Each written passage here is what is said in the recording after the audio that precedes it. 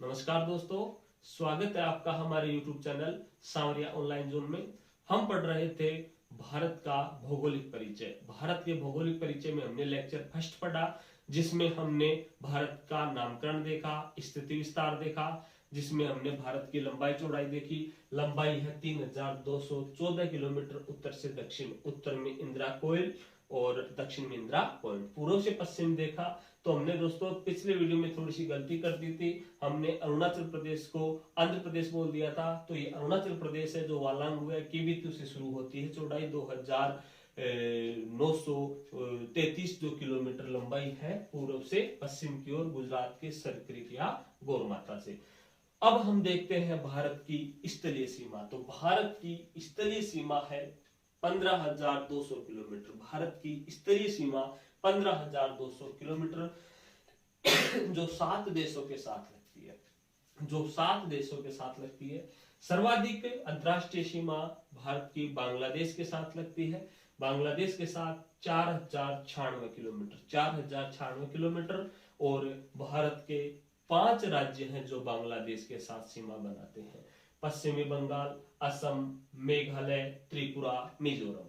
पश्चिमी बंगाल, असम, मेघालय, त्रिपुरा और मिजोरम, ये 5 राज्य हैं भारत के जो बांग्लादेश के साथ सीमा बनाते हैं। दूसरे नंबर पर बात करें चीन की जो सीमा लगती है, भारत की जो सीमा है 3,488 किलोमीटर भारत है चीन के साथ सीमा बनाता है।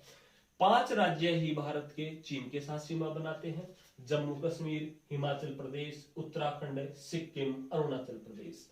जम्मू कश्मीर, हिमाचल प्रदेश, उत्तराखंड, सिक्किम और अरुणाचल प्रदेश। तीसरे नंबर पर बात करते हैं पाकिस्तान की। पाकिस्तान के साथ 3,323 या 3,323 किलोमीटर सीमा लगती है।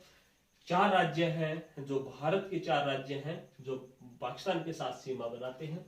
जम्मू कश्मीर, पंजाब, राजस्थान, गुजरात। जम्मू कश्मीर, पंजाब, राजस्थान, गुजरात। फिर बात करते हैं हम नेपाल की। नेपाल के साथ जो सीमा लगती है 1751 किलोमीटर। 1751 किलोमीटर, जिसमें आपके जो 5 राज्य है भारत के जो नेपाल के साथ सीमा बनाते हैं। उत्तराखंड, उत्तर प्रदेश, बिहार, पश्चिम बंगाल, सिक्किम। उत्तराखंड, उत्तर प्रदेश, बिहार, पश्चिम बंगाल और सिक्किम, ये 5 राज्य हैं जो नेपाल के साथ सीमा बनाते हैं। फिर बात करें हम म्यांमार की 1643 किलोमीटर। 1643 किलोमीटर सीमा लगती है और भारत के 4 राज्य म्यांमार के साथ सीमा बनाते हैं। भूटान के साथ सीमा लगती है 699 किलोमीटर। 699 किलोमीटर, जिसमें आप देखोगे 4 राज्य सिक्किम, अरुणाचल प्रदेश, असम और पश्चिम बंगाल भूटान के साथ सीमा बनाते हैं। सबसे कम है अफगानिस्तान के साथ 106 किलोमीटर सीमा बनती है और जम्मू कश्मीर का जो पीओके क्षेत्र है वो अफगानिस्तान के लगता है, अफगानिस्तान को स्पर्श करता है।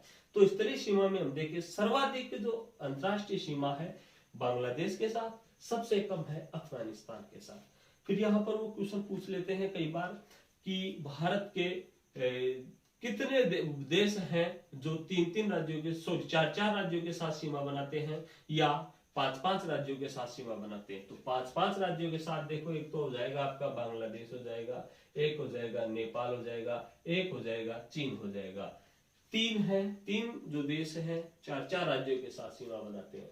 पाकिस्तान हो गया आपका म्यांमार हो गया और भूटान हो गया। और अफगानिस्तान के साथ एक ही लगता है जम्मू कश्मीर का, वो भी पीओके क्षेत्र, पाक अधिकृत कश्मीर। ये है भारत की स्थलीय सीमा, जिसमें हम ये बात करते हैं पाकिस्तान के साथ जो लगती है इसे कहते हैं रेड क्लिफ। इसका नाम है रेड क्लिफ रेखा। इधर चीन के साथ भारत और चीन की इसे कहते हैं मैकमोहन रेखा।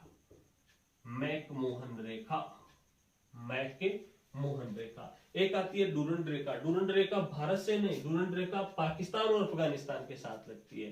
डूरंड रेखा पाकिस्तान और अफगानिस्तान के बीच है, उसे डूरंड रेखा कहते हैं। तो ये भारत और चीन के बीच मैकमोहन, भारत और पाकिस्तान के बीच रेड क्लिफ रेखा। ये थी आपकी स्थलीय सीमा। अब बात करते हैं भारत की तटीय सीमा।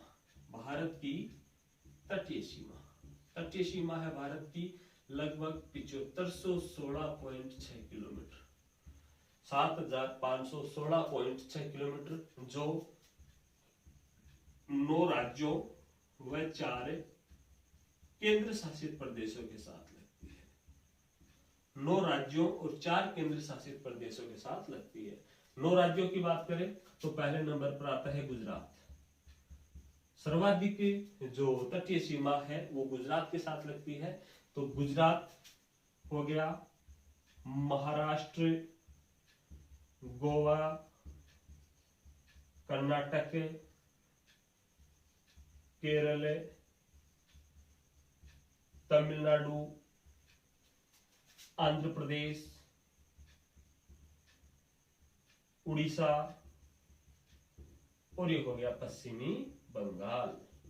तो देखो भारत की जो तटीय सीमा है 7516.6 किलोमीटर है, जो 9 राज्यों और 4 केंद्र शासित प्रदेशों के साथ लगती है। 9 राज्यों की बात करें तो 9 राज्यों में आपका हो गया गुजरात, महाराष्ट्र, गोवा, कर्नाटक, केरल, तमिलनाडु, आंध्र प्रदेश, उड़ीसा और पश्चिम बंगाल। ये तो हो गए 9 राज्य।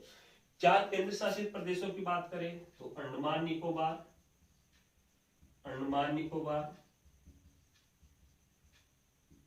दूसरे नंबर पर लक्षद्वीप, फिर बात करते हैं दमन दीप और चौथा आपका पुडुचेरी। ये 4 केंद्र शासित प्रदेश हैं जिसके साथ भारत की तटीय सीमा लगती है। तो अंडमान निकोबार, ये यहाँ पर अंडमान निकोबार है, लक्षद्वीप अरब सागर में है और दमन दीव यहाँ इधर गुजरात के पास है। पुडुचेरी देखो, पुडुचेरी कोई एक राज्य में नहीं है। पुडुचेरी मुख्यतः एक तो पुडुचेरी मुख्य है जो तमिलनाडु में है, एक द्वीप है कराईकल है, ये भी तमिलनाडु में है, एक है यनम आंध्र प्रदेश में है, एक है माहे ये केरल में है। तो इन 3 राज्यों में पुडुचेरी का विस्तार है, 4 द्वीपों पर है। तो ये 4 केंद्र शासित प्रदेश हैं और 9 राज्य हैं जिनके साथ भारत की तटीय सीमा लगती है 7516.6 किलोमीटर। अब आपसे पूछे भारत की कुल सीमा, तो कुल सीमा 15,200 और 7516 को जोड़ देना, कुल सीमा तो स्थलीय सीमा हो जाएगी और तटीय सीमा हो जाएगी। ये भारत की थी दोस्तों स्थलीय सीमा और तटीय सीमा। अब देखते हैं भारत की जो समुद्र की प्रादेशिक सीमा है, समुद्र में कहां तक भारत को कितना अधिकार प्राप्त है ये देखते हैं हम। लेकिन इससे पहले आप स्क्रीनशॉट ले सकते हो।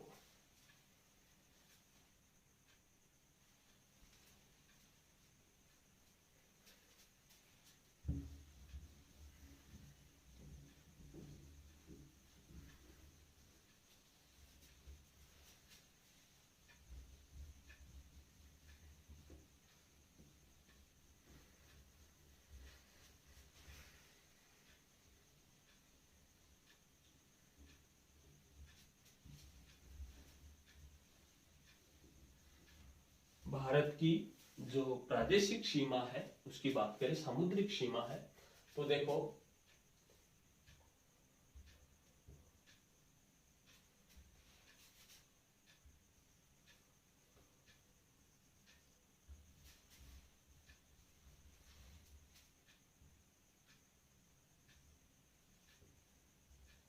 ये आपका दक्षिणी भारत है जो समुद्र से लगा हुआ है, या तटीय सीमा अभी हमने देखी है। तो तटीय सीमा में हम बात करते हैं सबसे पहले जो आधार रेखा है। आधार रेखा क्या है तो देखो हम इसमें देखेंगे, एक तो आधार रेखा, जैसे हमारा जो समुद्री तट है ये कटाफटा है, ये कटाफटा तट है, तो इसे जो कटाफटा बोल सकते हो, टेढ़ा मेढ़ा बोल सकते हो। तो इस टेढ़े मेढ़े तट को मिलाने वाली सीधी कल्पित रेखा, टेढ़े मेढ़े तट को मिलाने वाली सीधी कल्पित रेखा कहलाती है आपकी आधार रेखा। तो ये है आपकी आधार रेखा, आधार रेखा। तो आधार रेखा की परिभाषा आपसे पूछे तो आधार रेखा की बतानी है टेढ़े मेढ़े तट को मिलाने वाली सीधी कल्पित रेखा,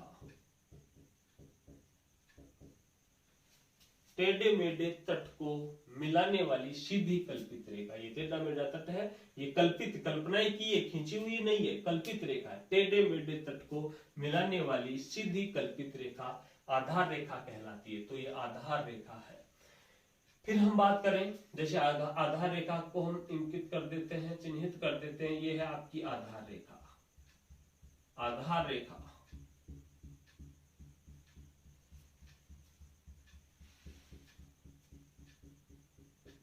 ये आधार रेखा है। फिर आपसे पूछे आंतरिक जल, आंतरिक जल, आंतरिक जल क्या है? तो आंतरिक जल जो स्थलीय भाग से लेकर के आधार रेखा के मध्य, स्थल भाग से लेकर के आधार रेखा के मध्य का जो सागरीय जल है, जो सागरीय जल है, इस सागरीय जल को हम कहते हैं आंतरिक जल। आंतरिक जल ये है आपका आंतरिक जल। आंतरिक जल ये हो गया। तो देखो आधार रेखा, आधार रेखा किसे कहा हमने? टेढ़े मेढ़े तट को मिलाने वाली सीधी कल्पित रेखा आधार रेखा कहलाई।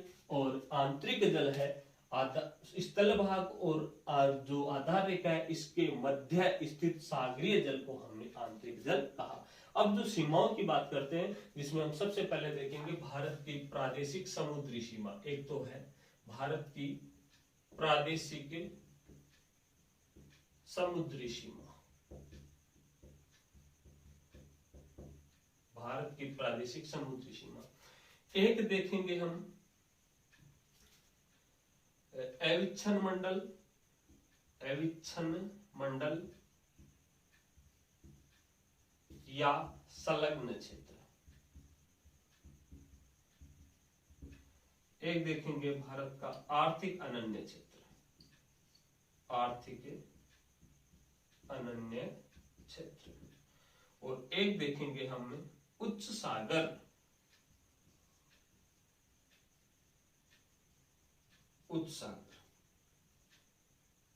ये भारत की जो समुद्र से सीमाएं हैं, कहां तक भारत को कितना अधिकार है, दूसरे देशों को कहां पर अधिकार है, कितना अधिकार है, ये हम देखेंगे। तो सबसे पहले देखते हैं भारत की प्रादेशिक समुद्री सीमा, या फिर इसे कहते हैं क्षेत्रीय सागर, क्षेत्रीय सागर। तो देखो भारत की पहले देखते हैं प्रादेशिक समुद्री सीमा या क्षेत्रीय सागर। तो जो पहली सीमा है प्रादेशिक समुद्री सीमा, इसे हम कहेंगे आधार रेखा से 12 समुद्री मील, आधार रेखा से 12 समुद्री मील। तो यह आपकी आधार रेखा, चिन्हित किया था हमने आधार रेखा को। आधार रेखा से लेकर जो ये 12 समुद्री मील, दूरी कितनी है? 12 समुद्री मील। आधार रेखा से लेकर 12 समुद्री मील तक का जो क्षेत्र है, ये कहलाता है प्रादेशिक समुद्री सीमा या क्षेत्रीय सागर। तो हम इसे कह सकते हैं प्रादेशिक समुद्रिक सीमा। तो यहां कहोगे आप आधार रेखा से, आधार रेखा से 12 समुद्री मील, आधार रेखा से 12 समुद्री मील। आधार रेखा से, आधार रेखा भी हमने पढ़ा, टेढ़े मेढ़े तट को मिलाने वाली सीधी कल्पित रेखा। इस आधार रेखा से 12 समुद्री मील का जो क्षेत्र है वो कहलाता है भारत की प्रादेशिक समुद्री सीमा। और इसमें भारत, इसके उपयोग के लेकर को भारत का संपूर्ण अधिकार है, भारत का संपूर्ण अधिकार है। भारत कुछ भी कर सकता है यहाँ पर। इस प्रादेशिक समुद्री सीमा में जो 12 समुद्री मील तक है, भारत को उपयोग को लेकर के भारत को संपूर्ण अधिकार प्राप्त है। फिर बात करते हैं हम अविच्छन मंडल। अविच्छन मंडल कह दो या संलग्न क्षेत्र कह दो। तो इसमें हम देखेंगे, ये जगह नहीं है यहाँ पर, तो यहां से देख लो अविच्छन मंडल या संलग्न क्षेत्र है। इसमें आप देखोगे तो ये होगा आपका आधार रेखा से 24 समुद्री मील, आधार रेखा से 24 समुद्री मील, आधार रेखा से 24 समुद्री मील। आधार रेखा से 12 समुद्री मील देखा था जिसे हमने प्रादेशिक समुद्री सीमा, आधार रेखा से हमने ये 24 समुद्री मील। तो इसको एक बार देख लेते हैं। ये है आधार रेखा से 24 समुद्री मील, ये आधार रेखा है और ये हो गई 24 समुद्री मील। तो इसे हम कहेंगे, जो पूरा है इसे हम कहेंगे अविच्छन मंडल। अविच्छन मंडल, अविच्छन मंडल, या इसे कहेंगे संलग्न क्षेत्र। अविच्छन मंडल या संलग्न क्षेत्र। तो ये आधार रेखा से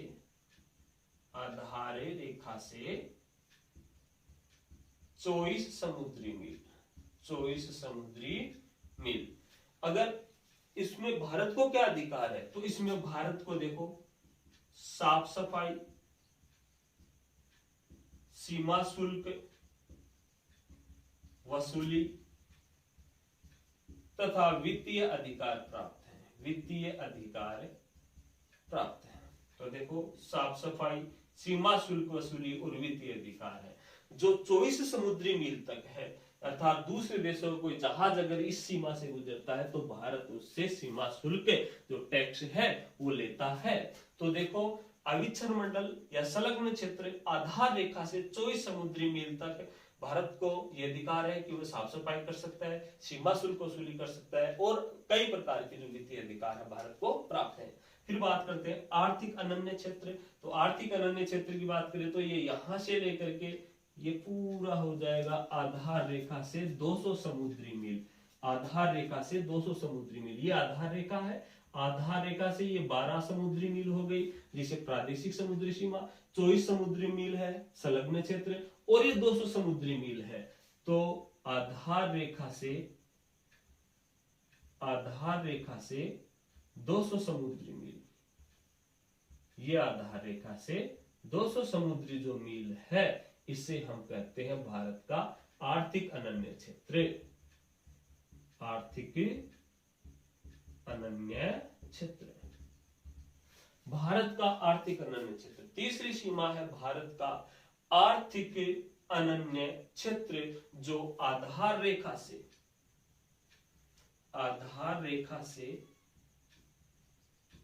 200 समुद्री मील। आधार रेखा से 200 समुद्री मील। यहां पर हम बात करें कि इस आर्थिक अनन्य क्षेत्र में भारत को क्या अधिकार है, इस आर्थिक अनन्य क्षेत्र, इस क्षेत्र में भारत को क्या क्या अधिकार प्राप्त है। तो देखो, एक तो वैज्ञानिक अनुसंधान स्थापित कर सकता है भारत। यहां पर वैज्ञानिक अनुसंधान, नए द्वीपों का निर्माण, और एक देख सकते हैं कि यहां पर प्राकृतिक संसाधनों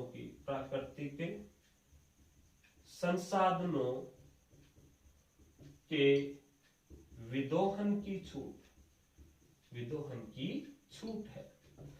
अर्थात जो आर्थिक अनन्य क्षेत्र है या भारत को क्या क्या अधिकार प्राप्त है, भारत यहाँ पर क्या क्या कर सकता है।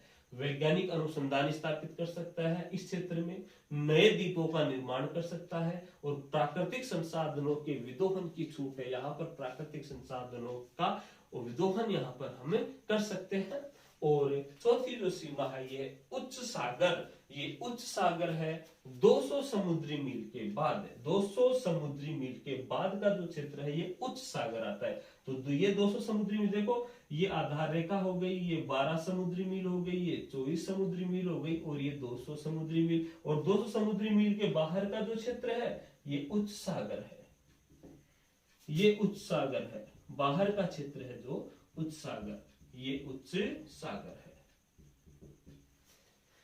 और उच्च सागर में भारत को उतना ही अधिकार प्राप्त है जितना अन्य देशों को, अर्थात सभी राष्ट्रों को, सभी देशों को समान अधिकार है, बराबर का अधिकार है। जिसकी लाठी उसकी भैंस, जिसमें जितना पावर है वो यहां पर रह सकता है। तो उच्च सागर 200 समुद्री मील के बाद, 200 समुद्री मील के बाद सीमा आती है उच्च सागर की, जिस पर सभी राष्ट्रों को समान अधिकार प्राप्त है। तो यह है भारत की समुद्री सीमा।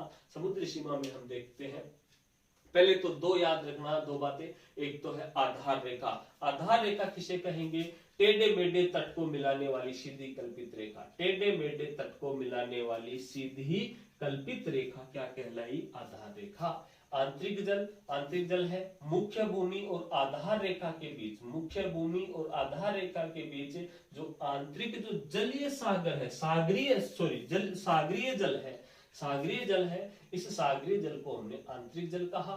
फिर हम शुरू करते हैं जो सीमाएं हैं, पहली पढ़ी हमने प्रादेशिक समुद्री सीमा या इसे कहा क्षेत्रीय सागर। तो ये है आधार रेखा से 12 समुद्री मील। जैसे हमने यहाँ पर पढ़ा आधार रेखा से 12 समुद्री मील, आधार रेखा से 12 समुद्री मील, यह आपकी प्रादेशिक समुद्री सीमा। उपयोग को लेकर को भारत को संपूर्ण अधिकार प्राप्त है। फिर बात करें अविच्छन मंडल, अविच्छन मंडल की बात करें तो आधार रेखा से 24 समुद्री मील, आधार रेखा से 24 समुद्री मील अविच्छन मंडल या संलग्न क्षेत्र। भारत को क्या अधिकार है? भारत को साफ सफाई, सीमा शुल्क वसूली और वित्तीय अधिकार प्राप्त है। तीसरा जो है आर्थिक अनन्य क्षेत्र, आर्थिक अनन्य क्षेत्र आधार रेखा से 200 समुद्री मील, आधार रेखा से 200 समुद्री मील। यहाँ पर भारत को क्या अधिकार है? वैज्ञानिक अनुसंधान स्थापित कर सकते हैं, नए द्वीपों का निर्माण और प्राकृतिक संसाधनों के विदोहन की छूट मिली हुई है। और चौथी जो सीमा आती है उच्च सागर, जो 200 समुद्री मील के बाद का जो क्षेत्र है वो उच्च सागर कहलाता है। और यहाँ पर हम देखते हैं उच्च सागर में सभी राष्ट्रों को समान अधिकार प्राप्त है। ये था दोस्तों आपका भारत का भौगोलिक परिचय, स्थिति विस्तार, नामकरण, सीमाएं, स्थलीय सीमाएं, तटीय सीमाएं, समुद्री सीमाएं हैं, ये हमने पढ़ लिया। नमस्कार दोस्तों, धन्यवाद, जय श्री राम।